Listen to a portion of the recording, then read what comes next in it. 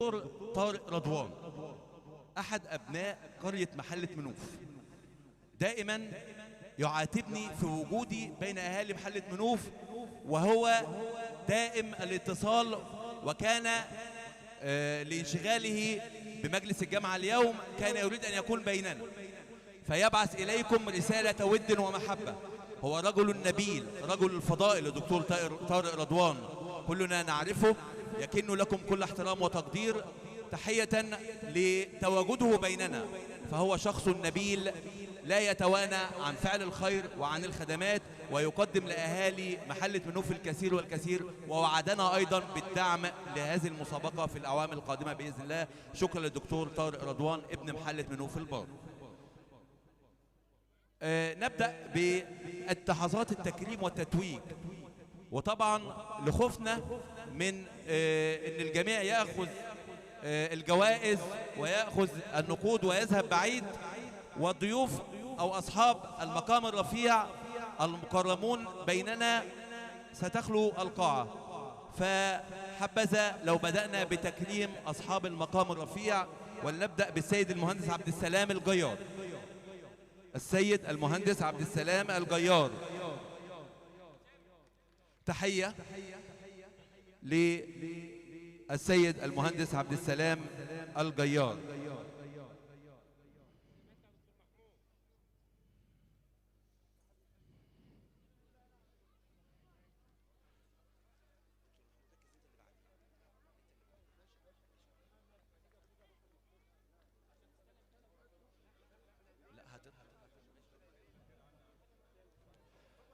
هو قادم بالخير والمسرات من محافظة المنوفية، يخالف كل التوقعات، دائم العطاء بكل الصولات. عنوانه المعروف الدائم هو أسمى العلاقات، إنه الأستاذ الدكتور محمود اللطف. نحمل له كل التقدير بالأميال والهكتارات، حب كبير لتواجده بيننا، فهو قادم من محافظة المنوفية ليخالف كل التوقعات.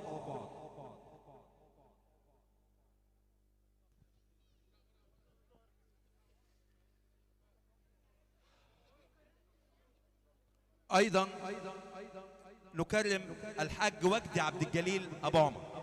الحاج وجدي عبد الجليل أبو عمر صاحب مساهمة وصاحب دعم. تحية للحاج وجدي عبد الجليل أبو عمر. موجود الحاج؟ طيب، حاج وجدي هيشرفنا لوجوده بين ضيوف الحفل الأكارم. تحية للحاج وجدي عبد الجليل أبو عمر.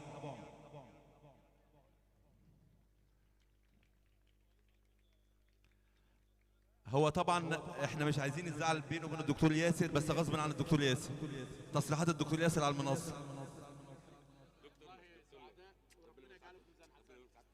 هو كان رافض يقول اسمه، بس انا اللي اصريت، لان لازم اهل الدعم يكرمهم عشان نحس غيرهم على الدعم. يا جماعة ربنا يجعله في ميزان حسناتهم وجزاهم الله خير. شكرا للحاج وجدي عبد الجليل أبو عمر.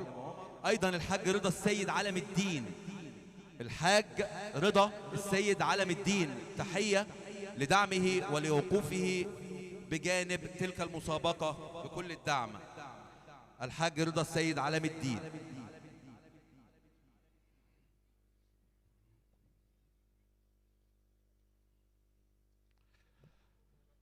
أيضا هو صاحب الجهد بلا اختيار، دائم السعي ليكون بيننا من الأخيار في الدعم. المهندس أسامة محمد الجزار.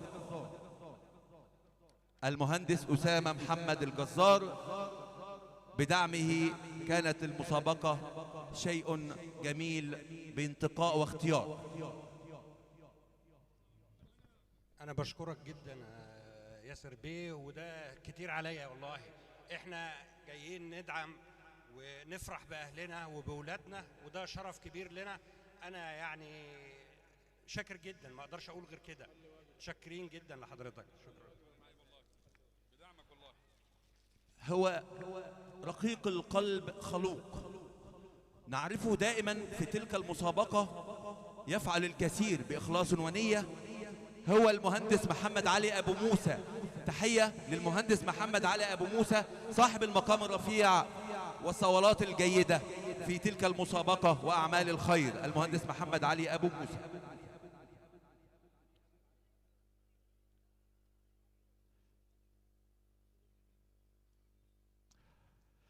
أيضا تحية للمهندس حاتم أحمد حمزة على جهوده ودعمه لتلك المسابقة. المهندس حاتم أحمد حمزة، المهندس حاتم أحمد حمزة موجود؟ المهندس حاتم أحمد حمزة، طب حد ينوب عنه؟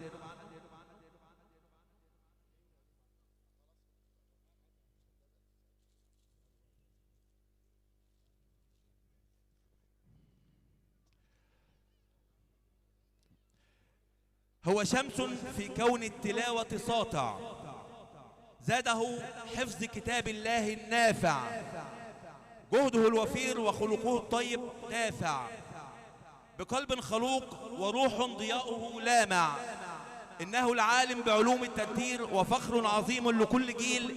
ابن الشيخ عبد الجليل رحمه الله هو الدكتور ياسر عبد الجليل صانع البهجة لحفظة القرآن الكريم.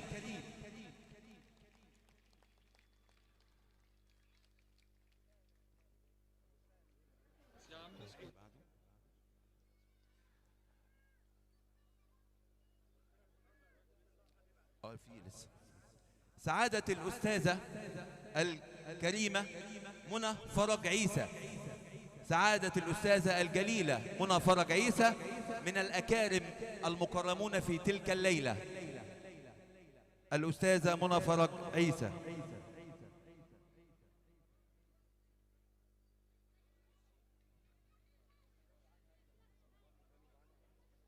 حد ينوب عن الأستاذة منى؟ هنا موجودة أستاذة منى جاية قادمة. تحية للأستاذة منى فرج عيسى، حضانة الأوائل، تحية لها لجهدها وتقديمها للخير الدائم. تحية للأستاذة منى فرج عيسى، فخر للمرأة المصرية التي تبحث دائما عن المثالية بتحفيظ القرآن الكريم ودعم حفظة القرآن الكريم. تحية لها مرة أخرى الأستاذة منى فرج عيسى.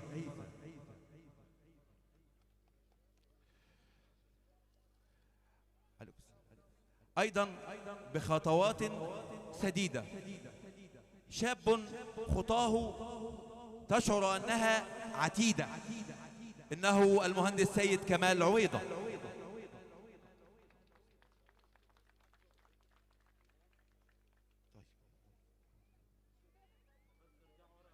شكرا للأستاذ المهندس سيد كمال عويضة.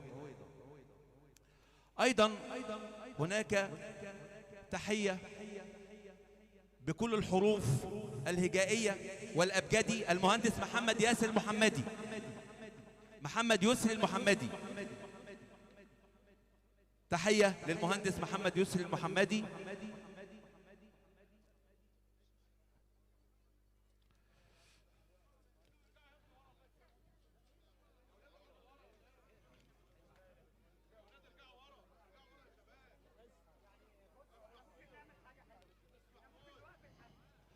عطاؤه زاخر كالعادة، بطعم الوقار أضاف الخير بزيادة، في كل قرية ومدينة مشارك بالعطاء والخير بسلطنة وسيادة. إنه المتواضع الكريم دكتور محمد عويضة يا سادة. تحية للدكتور محمد عويضة.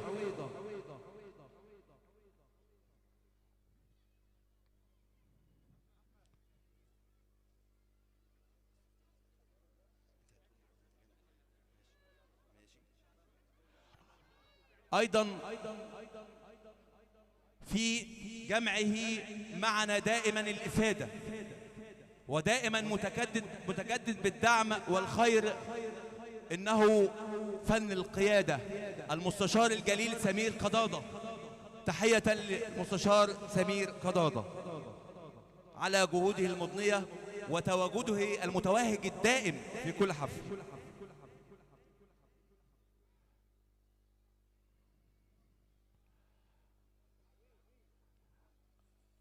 بروح خفيفة وتواضع ولا أعز سيادة العميد أيمن عبد المعز. بروح طيبة ولا أعز إنه العميد أيمن عبد المعز. تحية لوجوده معنا.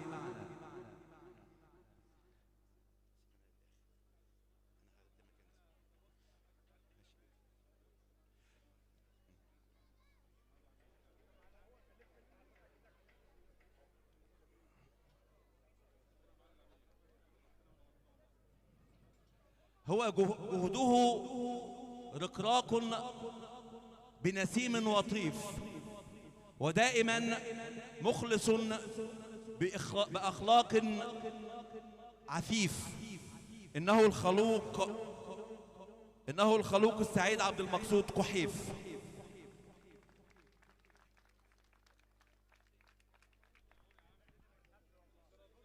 الامبراطور الاستاذ السعيد عبد المقصود قحيف دائما بيتحفنا ومشارك دائما كغيره من الافاضل في محله منوف. تحيه للاستاذ السعيد عبد المقصود قحيف.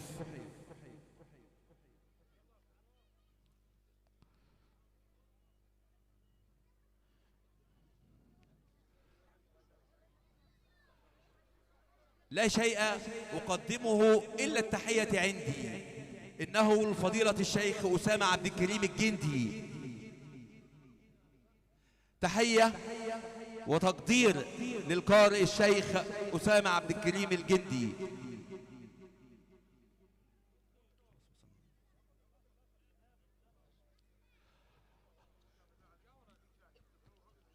دائما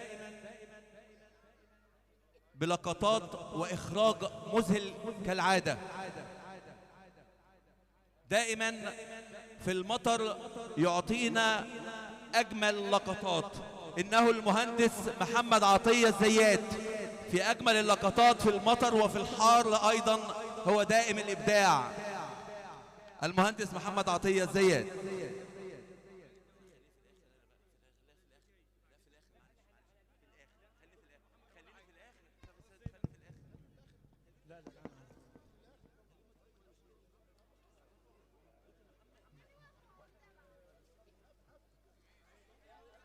طبعا لا ننسى الإعلامي القدير الذي لا يتأخر عنا في أي مناسبة دينية، سعادة الإعلامي المتميز بجميع الإذاعات الأستاذ الإعلامي علاء بيت داودي.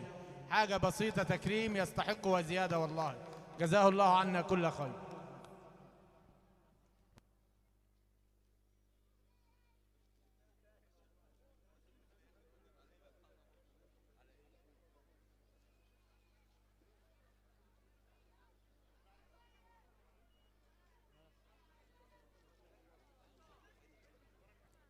السيد المهندس محمد سمير الحايس، وهتستلم عنه الجائزة بالنيابة سامية محمد الحايس.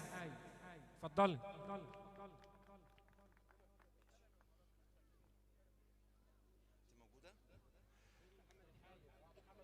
الأستاذ محمد سمير الحايس تتسلم عنه سامية محمد الحايس، شكرا لدعمه وجهوده في تلك المسابقة الكريمة.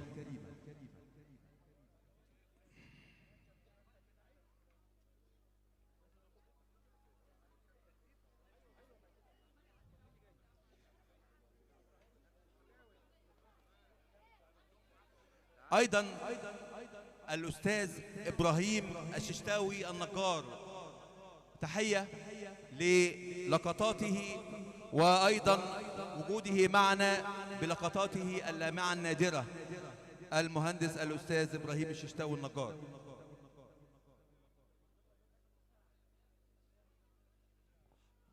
أيضا تحية للأستاذ حمادة سمير زكريا، الأستاذ حمادة سمير زكريا لدعمه وتواجده من اللجنة المنظمة. تحية لوجوده معنا كل عام حمادة سمير زكريا.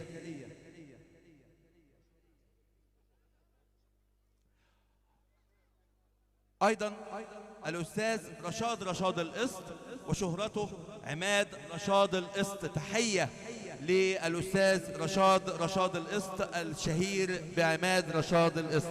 تحية لوجوده ودعمه لتلك المسابقة.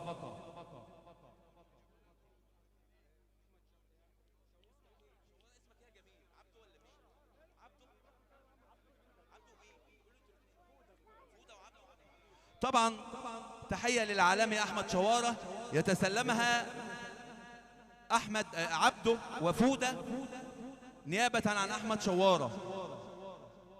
تحية لجهودهم في إخراج وأيضا إعطاء لقطات جيدة في هذا الحفل.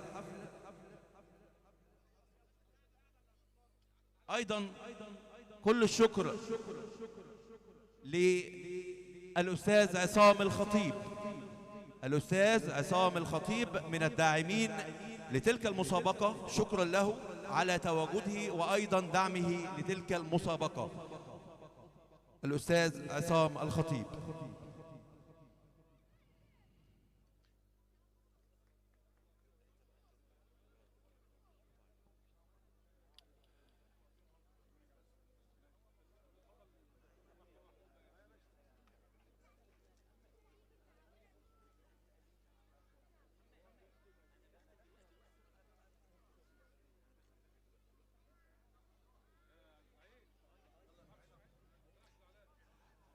كل التحية.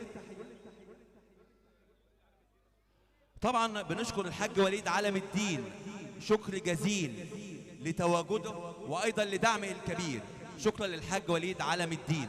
على فكرة هناك قامات أخرى متواجدة بيننا دعمت بالكلمة الطيبة وأيضا مكرمون بوجودهم بيننا. كل التحية لكل المتواجدين. بعد اذنكم يا جماعه يا ريت الكل يا جماعه عشان احنا هنبدا نكرم الحفظه، فبالتالي السهوله واليسر في الممشى سيصل بنا المتسابق بشكل رائع. واثق الخطوه يمشي ملكا لا يتلكأ في من ومن سيعوقه للوصول الى هنا. لابد ان يكون هناك النظام الجيد الذي يجعل من حفظتنا عندما ينالون الجائزه يسطون كالملوك، يمشون موكب عظيم يستحقون ذلك.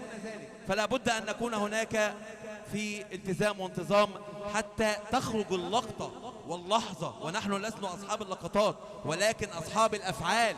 فبالتالي لا بد أن يكون هناك التزام حتى يتسنى للمتسابق أو المتسابقة الوصول إلى منصة التتويج بلا عناء.